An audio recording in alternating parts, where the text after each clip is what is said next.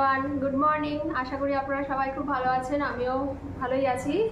তো আজকে অনেক সকাল সকাল উঠেছি। আমি খুব একটা সকাল সকাল উঠতে পারি না, আমি একটুখানি লেট রাইজার বলতে আমার উঠতে উঠতে প্রায় 8টা-9টা হয়। তো আজকে 1 ঘন্টা আগে উঠেছি, 7টার সময় উঠেছি। মানে নোংরা ফেলার কথা ছিল, আমরা প্রত্যেকদিন নোংরা ফেলি না, বেশি নোংরা তো হয় না, ওই কারণে 2 দিন পর পর ফেলি।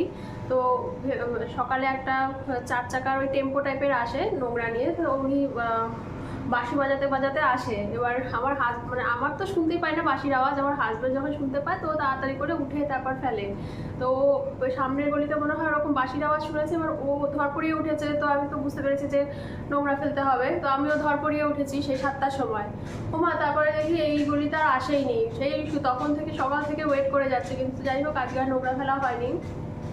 তো ওই সকালবেলা 7টার সময় উঠেছি, কিন্তু ওই এত সকালে উঠেছি তো ওই কারণে সব কাজকর্ম যেন ধুকতে ধুকতে হচ্ছে আমার, মানে পুরো জম্বি মোডে রয়েছে আমি এখনো অবধি। মানে সব বেশি সকালে আমি অত বেশি এনার্জেটিক থাকি না, আমার যত দিন এগোতে থাকে তত মানে 11টা-12টা থেকে আমি বেশ একটু কাজে এনার্জি পাই। অত সকাল সকাল অত কাজ করতে আমার ভালো লাগে না। আর রাতের বেলা তো আমাকে রাতের বেলা যদি রান্নাবাড়ি করতে বলে আমার অসুবিধা হয় না, দিনের বেলা যদি রান্নাবাড়ি করার থাকে তখনও আমার খুব একটা ভালো লাগে না, মানে আমি রাতে বেশি অ্যাক্টিভ থাকি সোজা কথায়। তো যাই হোক, এবার সকালবেলা চাটা সবই খাওয়া হয়ে গেছে। আর কালকে রাতের বেলা আমি করেছিলাম, কি বলে, কালকে রাতের বেলা আমি বানিয়েছিলাম পেঁপের তরকারি, এমনি প্রেশার কুকারে বানিয়েছিলাম, টমেটো দিয়ে আর আদা বাটা দিয়ে, কোনো রকম মানে পেঁয়াজ টেয়াজ দিয়েছিলাম না। তো ওইটা দিয়ে আজকে সকালবেলা আমি পরোটা আর আমার হাজব্যান্ডও খেয়ে নিয়েছি ব্রেকফাস্টে।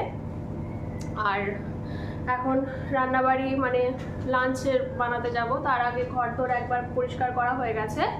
আজকে যেহেতু সোমবার আমি বিছানার চাদর চেঞ্জ করি, মানে যে বিছানাতে আমরা শুই মানে বেডশিট সেটা চেঞ্জ করি। তো ওটা ওয়াশিং মেশিনেও দিয়ে দিয়েছি। এটা ওয়াশিং মেশিনের যে লাস্ট যে স্পিনটা হয় সেটা হচ্ছে, কিন্তু জলের যা প্রবলেম, কালকে আমাদের বাড়িতে সকালবেলাতে আমাদের ওনার এসেছিল, মানে ওনার খুব একটা আসেন না এখানে।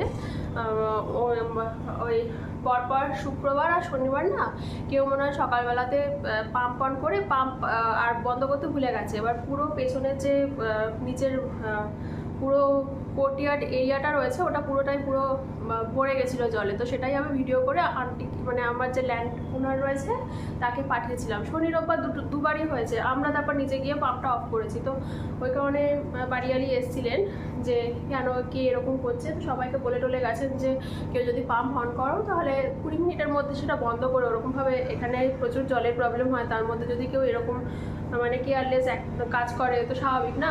তো যাই হোক, তো সেসব তো হয়েছে। তো তার জন্য কালকের থেকে আর কেউ পাম্প টাম্প চালাচ্ছে না, যা চালাচ্ছে আমরাই চালাচ্ছি, অল্প সময়ের জন্যই চালাচ্ছে, তো ওভারফ্লোটা হচ্ছে না।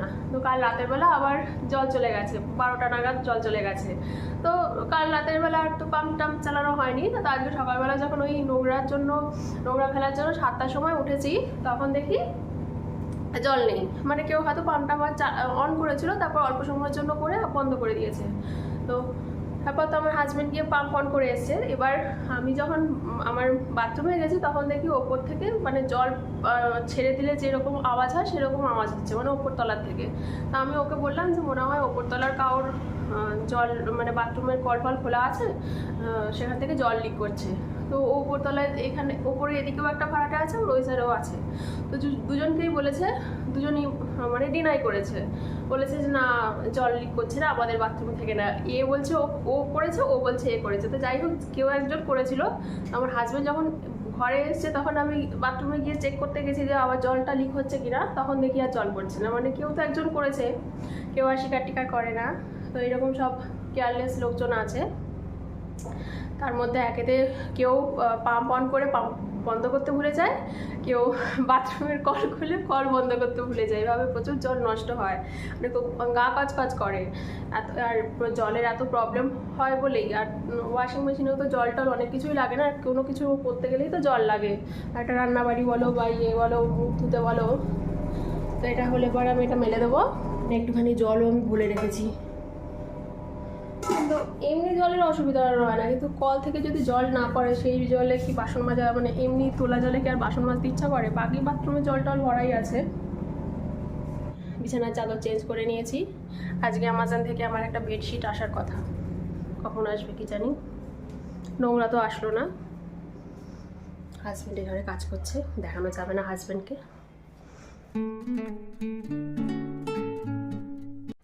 এইগুলো দেখছেন না, এগুলো আমি ওই সার্ফ এক্সেল লিকুইড যেগুলো বোতলগুলো থাকে সেগুলোর মধ্যে থাকে, তো এগুলো আমি ওয়াশিং মেশিনে দিয়ে দিই। এইগুলো যে খাঁজ কাটা দিকগুলো দেখছেন, এগুলো জামা কাপড় পরিষ্কার করতে বেশ হেল্প করে। এটা প্রথমে আমি জানতাম না, আমি ওই শর্টস দেখেছিলাম কোথাও একটা, মানে ইউটিউব শর্টসে দেখেছিলাম যে এগুলোও দিয়ে দেয়, তারপর থেকে আমি ইউজ করি। মানে জামা কাপড়ের কোনো ক্ষতি হয় না, এটারও কোনো ক্ষতি হয় না, ওয়াশিং মেশিনেরও কোনো প্রবলেম হয় না। মানে এতদিন পর্যন্ত তাই হয়েছে। আমি এগুলো যখন ইউজ করি তখন এগুলোও দিই, সাথে তো ওই সিলিকন বলসগুলো রয়েছে, ওগুলো খুঁজতে হবে। যাই হোক, এগুলো এখন রেখে দিই। এই সিলিকন বলসগুলো থাকার কারণে ওয়াশিং মেশিনে জামা কাপড়গুলো একটার সাথে একটা দলা পাকিয়ে যায় না, খুব সহজেই ওয়াশিং মেশিন থেকে জামা কাপড়গুলো বের করে নেওয়া যায় ওয়াশ হয়ে যাওয়ার পরে। এগুলোর কথা বলছি, এটা 10টা আছে এরকম টাইপের, আমি অ্যামাজন থেকে কিনেছি, খুব ভালো এগুলো।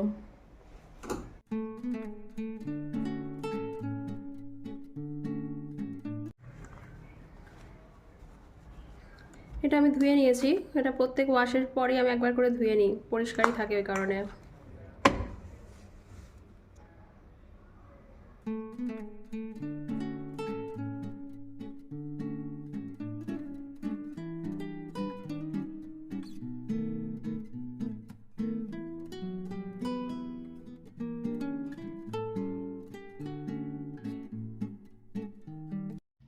আমি জানলার তাকগুলো প্রত্যেক দিনই একবার করে ভেজা কাপড় দিয়ে মুছে নিই, যাতে সবসময় পরিষ্কার থাকে।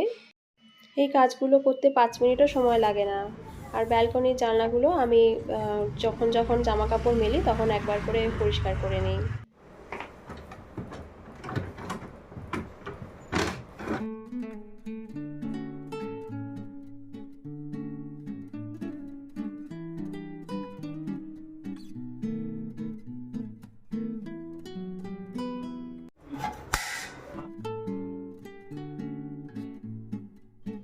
ভাতটা বসিয়ে আমি জামা কাপড়গুলো মেলতে গেছিলাম, তার ফলে জামা কাপড় মেলাও হয়ে গেছে আর এদিকে ভাতটাও হয়ে গেছে, টাইমটাও আমার অনেকটা সেভ হয়েছে।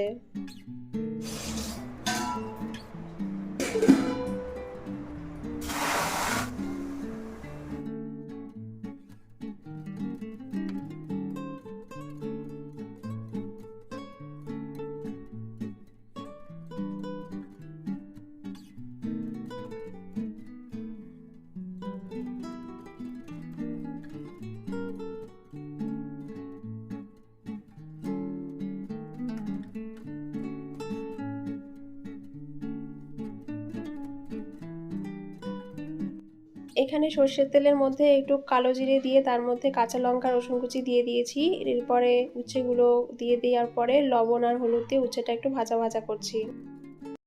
সর্ষের তেলের মধ্যে তেজপাতা শুকনো লঙ্কা দিয়ে দিলাম, রাঁধুনি, কালো জিরে,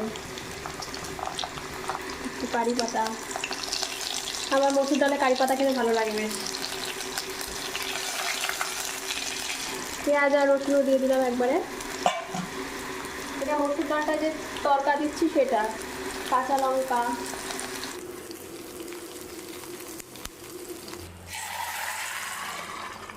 এটা গরম জল দিলাম।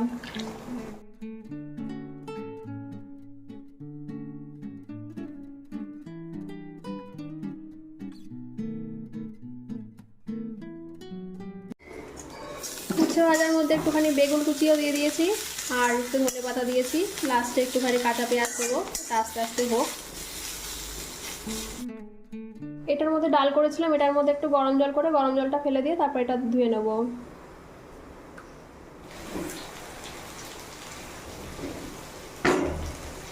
কড়াইটা ঠান্ডা হলে ধোবো। আমি এক নাগারে বেশিক্ষণ রান্নাঘরে থাকতে পারি না, আমার দম আটকে আসে, ওই কারণে আমি ওই দুটো রান্না হয়ে যাওয়ার পরে একটুখানি এসি সামনের ঘরটা, একটু ফলের জুস খাচ্ছি আর একটু হাজব্যান্ডের সাথেও কথা বলছি। এখানে আমি আলু আর কুমড়োগুলোকে এরকম লম্বা লম্বা করে কেটে নিয়েছি, তারপর ধুয়ে নিয়েছি, আর একটা কাঁচা লঙ্কা নিয়েছি এর মধ্যে, মানে তেলের মধ্যে দেবো, পরে তো অবশ্যই দেবো। আর এখানে সর্ষের তেল নিয়েছি, তেল একটু বেশি লাগে, খুব সিম্পল রেসিপি এটা, মানে ভাতের সাথে খেতেও ভালো লাগে আবার রুটির সাথে খেতেও ভালো লাগে। তো আজকে আমি যেহেতু নিরামিষ বানাচ্ছি ওই কারণে এটাই বানিয়ে নিচ্ছি। তেলের মধ্যে একটু কালো জিরে দিয়ে কাঁচা লঙ্কা আর কুমড়ো আর আলু যে কেটে রেখেছিলাম সেটা দিয়ে লবণ হলুদ দিয়ে একটুখানি নাড়াচাড়া করেছি। একটু ভাজা ভাজা হয়ে যাওয়ার পরে একটুখানি চিনি পেঁয়াজ কুচি আর ধনেপাতা দিয়ে নামিয়ে নিয়েছি। খেতে কিন্তু বেশ ভালো লাগে, আমার তো ভীষণ ভালো লাগে। একটু আগে খবরে শুনলাম যে সকালবেলায় কাঞ্চনজঙ্ঘা এক্সপ্রেসের নাকি একটা ভয়াবহ দুর্ঘটনা ঘটেছে, পেছন দিক থেকে নাকি মালগাড়ি এসে ধাক্কা দিয়েছে।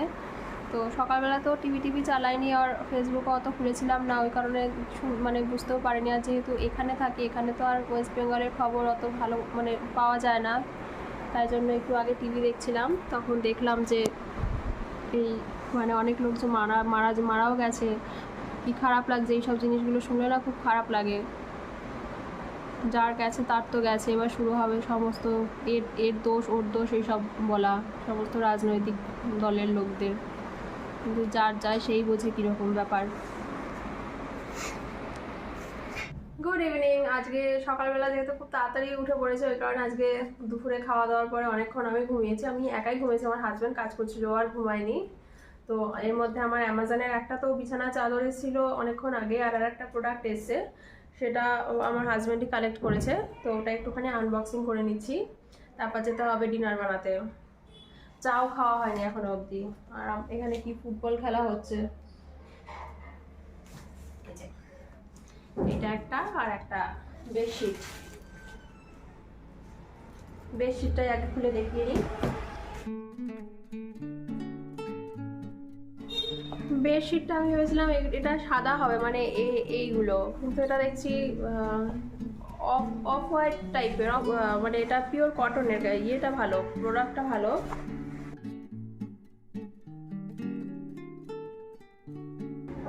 এটা এখন পাতবো না, আমার বিছানার চাদর তো আজকেই চেঞ্জ করে নিয়েছি, যখন এই নেক্সট উইকে এটা পাতবো।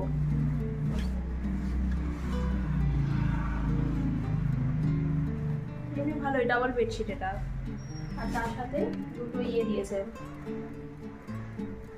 Pillow cover.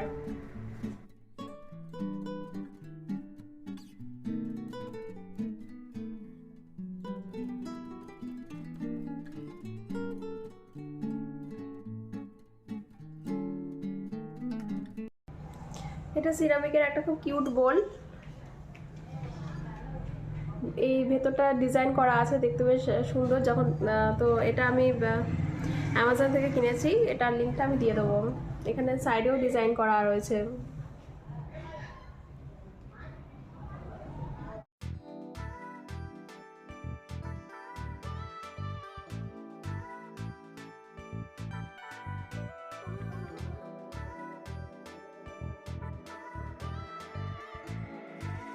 চা খাওয়ার পর আমি এখানে ডিনারের প্রিপারেশান নিচ্ছি। এর জন্য আমি 1 কাপ মতো ছোলার ডাল নিয়ে সেটা ভালো করে ধুয়ে আধ ঘন্টা ভিজিয়ে রেখেছিলাম, তারপরে লবণ দিয়ে এটা প্রেশার কুক করে নেব। আজকে আমি আপনাদের সাথে ছোলা ডালের একটা স্পেশাল রেসিপি করে দেখাবো। মানে রেসিপিটা আমি কদিন আগে বানিয়েছিলাম, আমার খেয়ে দারুণ লেগেছিল। প্রথম দিন করেছিলাম বলে আপনাদের সাথে আর শেয়ার করিনি যে যদি খারাপ হয়। তো যাই হোক, তো আমার আর আমার হাজব্যান্ড দুজনেরই খেয়ে বেশ ভালো লেগেছে।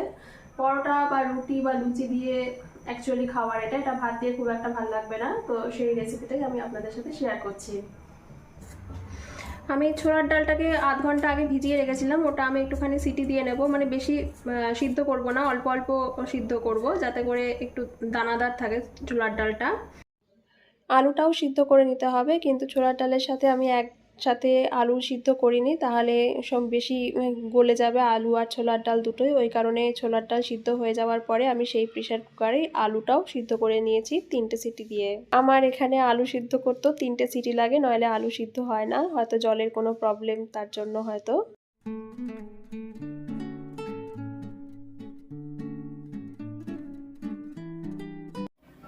এখানে আমি 2টো পেঁয়াজ এভাবে কুচি কুচি করে নিয়েছি, আর একটা টমেটো কুচি করে নিয়েছি।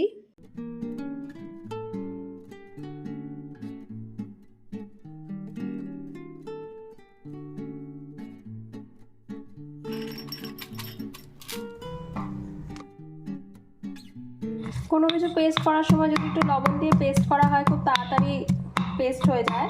আর এটার জন্য স্পেশালি এই ছোলা ডালটা রান্না করার জন্য আমি আগের দিনও এইভাবেই আদা আর কাঁচা লঙ্কাটা এটাকে কি বলে, মর্টার অ্যান্ড পেসেল বলে মনে হয়, মানে হামল দিস্তা, যেটা পাতি বাংলা। তো হামল দিস্তা এরকমভাবে থেতো করে নিয়েছিলাম, তো আজকেও আমি তাই করে নিচ্ছি। মিক্সিতে দিইনি, মিক্সিতে দিলে তার টেস্ট অন্যরকম হয়, অতটা ভালো আসে না। আবার শিল বাটায় বাটলে তার টেস্ট আরও ভালো হয়। আমার কাছে শিল বাটা নেই। পেস্ট হয়ে গেছে, এটা সঙ্গে সঙ্গে ঢেকে রাখবো, নাহলে তার গন্ধটা উড়ে যাবে।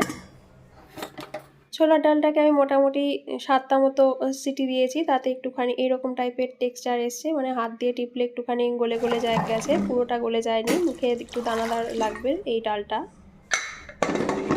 সর্ষের তেল দিলাম, এরপর তেজপাতা, শুকনো লঙ্কা আর গোটা জিরে দেওয়ার পরে আমি পেঁয়াজ কুচিগুলো দিয়ে একটু ভাজা ভাজা করে আদা বাটাটাও দিয়ে দিয়েছি।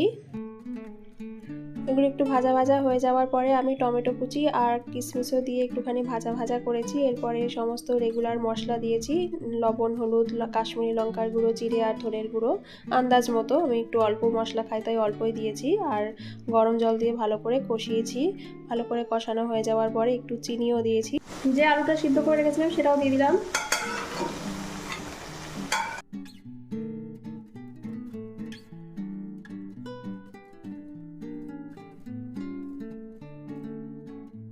একটু কসুরি মেথি দেবো আর পনির গ্রেট করে দেবো।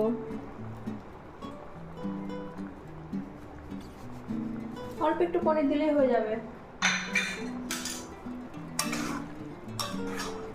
এবার 5 মিনিট লো ফ্লেমে ঢেকে রাখবো। নামানোর আগে একটু গরম মশলার গুঁড়ো আর ঘি দিয়ে নামিয়ে নিয়েছি। খেতে কিন্তু খুবই সত্যিই খুব ভালো হয়েছিল, আপনারা কিন্তু ট্রাই করে দেখতে পারেন। ভীষণ ভীষণ ভালো লেগেছিল আমার এই ছোলার ডালটা। আপনারা চাইলে ফোড়নের মধ্যে গোটা গরম মশলাও দিয়ে দিতে পারেন। আমি আগের দিন গোটা গরম মশলা দিয়ে বানিয়েছিলাম, সেটা খেতেও দারুণ হয়েছিল। তো এখন তো মোটামুটি সব কিছুই হয়ে গেছে, শুধু পরোটা করব। আর ওই ডালটা আমি এখানে এনে রেখে দিয়েছি। তো আমার ব্লগটা আমি এখানেই এড করছি। আপনারা সবাই খুব খুব ভালো থাকবেন, সুস্থ থাকবেন, নিজের শরীর আর মনের খেয়াল রাখবেন। আর আমার ব্লগটা যদি ভালো লেগে থাকে লাইক অ্যান্ড সাবস্ক্রাইব করে দেবেন। টাটা।